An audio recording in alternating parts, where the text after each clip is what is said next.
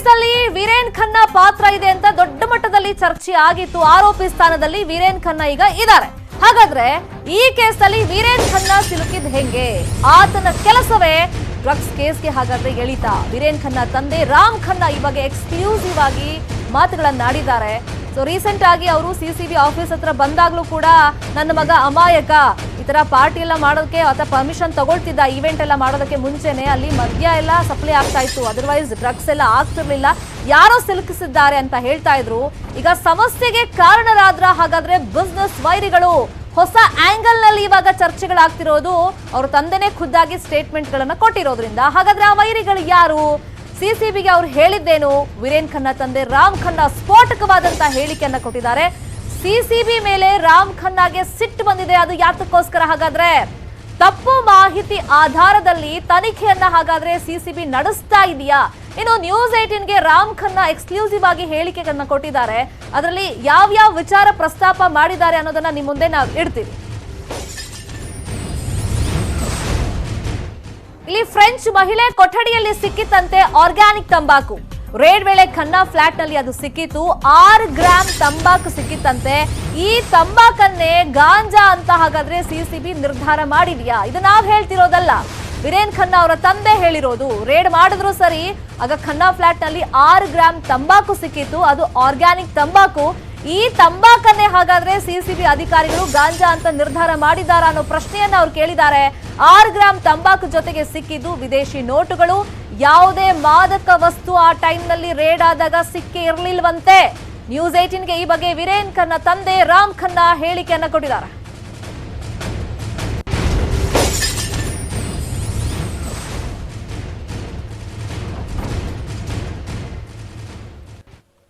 ಈಗ ವೀರೇನ್ ಖನ್ನಾ ಫ್ಲಾಟ್ ನಲ್ಲಿ ರೇಡ್ ಆಗಿತ್ತು. ಸಿಸಿಬಿ ಅಧಿಕಾರಿಗಳು ಹೋಗಿ ರೇಡ್ ಮಾಡಿದಂತ ಸಂದರ್ಭದಲ್ಲಿ ಒಂದಿಷ್ಟು ವಿದೇಶಿ ಕರೆನ್ಸಿ ಎಲ್ಲ ಸಿಕ್ಕಿತ್ತು, ಒಂದಿಷ್ಟು ವಸ್ತುಗಳೆಲ್ಲ ಸಿಕ್ಕಿತ್ತು ಅಂತ ಹೇಳಿದ್ರು. ಆ ಟೈಮ್ ನಲ್ಲಿ ಜಪ್ತಿ ಮಾಡ್ಕೊಂಡಿದ್ರು ಅಂತ.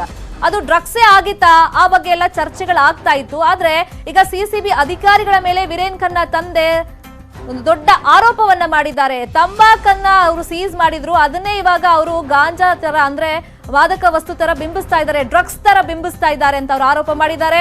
ಸೊ ಎಲ್ಲದ್ರ ಬಗ್ಗೆ ನಮ್ಮ ಪ್ರತಿನಿಧಿ ಸೌಮ್ಯ ಜೊತೆ ವೀರೇನ್ ಖನ್ನಾ ತಂದೆ ರಾಮ್ ಖನ್ನಾ ಮಾತನಾಡಿದ್ದಾರೆ, ನೋಡ. Was any substance found in your house when the police came and did a search? This is the house where the police searched. We gave them full cooperation. He is living in a rented accommodation, and also you will see this house has 3 bedrooms. It was a shared accommodation, shared by 3 different people. My son in 1 bedroom, a French lady in another, and an Arab gentleman in the 3rd. They searched all the rooms. They have taken things from all the rooms. They claim that in the ladies' room in the south of the apartment, they found some tobacco which they described as ganja. And it was 6 grams. So when that happened, I was present. So I asked the officer, why are you saying this is ganja? He says, belongs to the lady. She is saying it is Golden Virginia organic tobacco, which is used in rolling of cigarettes at home, with paper. I called her. She was not here. She was in Whitefield. I telephoned her and told her the police are finding this and they are saying this is ganja. She says, no uncle, it is Golden Virginia organic tobacco which I use in my cigarettes. I said, why don't you come here and explain? He says, look, number 1, I am far away, and number 2, I don't trust your police. Then they said, we found currency notes, and one channel said there are wads of currency notes. Precisely 6 or 7 currency notes were found in that room, and they were from different countries. When somebody travels abroad, some change is left over in the pocket. Some 5 rupee, 10 rupee, 20 rupee notes of those denominations. They are useless in our country. So those are leftover change, hardly amounting to 1,000 rupees. So this is how I see what they found. ಇನ್ನು CCB ವಿರುದ್ಧ ರಾಮ್ ಖನ್ನಾ ಗಂಭೀರ ಆರೋಪಗಳನ್ನ ಮಾಡಿದ್ದಾರೆ. 2018ರ ಕೇಸಲ್ಲಿ ನನ್ನ ಮಗನ ಹೆಸರನ್ನ ತರಲಾಗಿದೆ. ಬಾಣಸವಾಡಿ ಕೇಸ್ಗೂ ನನ್ನ ಮಗನಿಗೂ ಯಾವುದೇ ರೀತಿಯಲ್ಲೂ ಸಂಬಂಧ ಇಲ್ಲ ಅಂತ ಅವರು ಹೇಳಿದ್ದಾರೆ. ಜೊತೆಗೆ ಸಿಸಿಬಿಯ ಕಾರ್ಯವೈಖರಿ ಬಗ್ಗೆನೇ ಅವರು ಒಂದಿಷ್ಟು ಪ್ರಶ್ನೆಗಳನ್ನ ಮಾಡಿದ್ದಾರೆ. ಇನ್ನು 2018ರಲ್ಲಿ ಪ್ರತೀಕ್ ಶೆಟ್ಟಿ ಎಂಬಾತನ ಬಂಧನ ಆಗಿತ್ತು. ಆ ಪ್ರಕರಣದಲ್ಲಿ ಈಗ ನನ್ನ ಮಗನ ಹೆಸರನ್ನ ಇವರು ತರ್ತಾ ಇದ್ದಾರೆ. ಬಟ್ ಆ ಕೇಸ್ಗೂ ನನ್ನ ಮಗನ ಹೆಸರು ಏನಿಗೆ ಲಿಂಕ್ ಆಗ್ತಾ ಇದೆ, ಅದು ಯಾವುದಕ್ಕೂ ಸಂಬಂಧನೇ ಇಲ್ಲ. ಇವರು ಬೇಕು ಅಂತಾನೆ ಲಿಂಕ್ ಮಾಡಿದ್ದಾರೆ ಅಂತ ಆರೋಪಗಳನ್ನ ಮಾಡಿದ್ದಾರೆ. ಪ್ರತೀಕ್ ಶೆಟ್ಟಿಗೂ ನನ್ನ ಮಗನಿಗೂ ಯಾವುದೇ ತರದಲ್ಲೂ ಲಿಂಕ್ ಇಲ್ಲ. 2018 ಪ್ರಕರಣದಲ್ಲಿ ಈಗ ಬೇಕು ಅಂತಲೇ ನನ್ನ ಮಗನನ್ನ ಸಿಕ್ಕಾಕ್ಸಿದ್ದಾರೆ ಅಂತ ಆರೋಪವನ್ನ ಮಾಡಿದ್ದಾರೆ. ಜೊತೆಗೆ ಪ್ರತೀಕ್ ಶೆಟ್ಟಿ ಏನು ಸಿಕ್ಕಾಕೊಂಡ್ಬಿದ್ದ ಆ ಟೈಮ್ನಲ್ಲಿ ಈಗಲೂ ಕೂಡ ಆತ ಅರೆಸ್ಟ್ ಆಗಿದ್ದಾನೆ. ಈಗ ನ್ಯಾಯಾಂಗ ಬಂಧನದಲ್ಲಿ ಇರೋದು. ಬಟ್ ಪ್ರತೀಕ್ ಶೆಟ್ಟಿಗೂ ನನ್ನ ಮಗನಿಗೂ ಸಂಬಂಧ ಇಲ್ಲ ಅಂತ ಹೇಳಿದ್ದಾರೆ, ಲಿಂಕೇ ಇಲ್ಲ ಅಂತ ಹೇಳಿದ್ದಾರೆ. ಬಂಧಿತ ವಿದೇಶಿ ಪ್ರಜೆಗಳಿಗೂ ನನ್ನ ಮಗನಿಗೂ ಸಂಬಂಧ ಇಲ್ಲ ಅಂತ ನ್ಯೂಸ್ 18ಗೆ ವೀರೇನ್ ಖನ್ನಾ ತಂದೆ ರಾಮ್ ಖನ್ನಾ ಹೇಳಿಕೆಯನ್ನ ಕೊಟ್ಟಿದ್ದಾರೆ. ಈ ವಿಚಾರವಾಗಿ ವೀರೇನ್ ಖನ್ನಾ ತಂದೆ ರಾಮ್ ಖನ್ನಾ ಮತ್ತೆ ನಮ್ಮ ಸೌಮ್ಯ ಜೊತೆ ಮಾತನಾಡಿದ್ದಾರೆ ನೋಡಿ. So what about the bail plea, sir? It was rejected here. So what are your next steps that you have discussed? See, our son's bail plea, which is coming up on the 1st of October, is not in this case. It's in another case, which is called the Banaswadi case, in which some drugs were recovered in 2018, and 2 Africans and 1 Indian national were arrested, and they spent time in jail. Then they got all 3 were bailed out. The investigations have completed more than 1 year ago.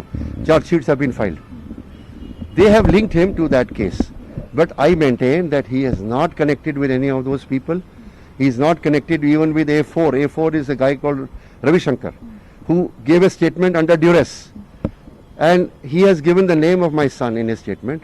I asked my son, do you know this man? He says, I've never met him in my life. I don't even know him. And he doesn't know me. Then he says, then how come he has given your name? He says, when I asked him in the police custody, he said, look, I was forced to write all these names. I have not given all the names, your name. Whatever name they gave me, I have given in the statement. So we believe that even his name has been given wrongly. Because the person giving his name doesn't know him, has never dealt with him, has never met him. So based on these defenses, our lawyer, Mr. Hashmat Pasha, has filed a bail petition. It is on different footing altogether with these bail applications which were rejected yesterday. That is a separate case where my son is also an accused.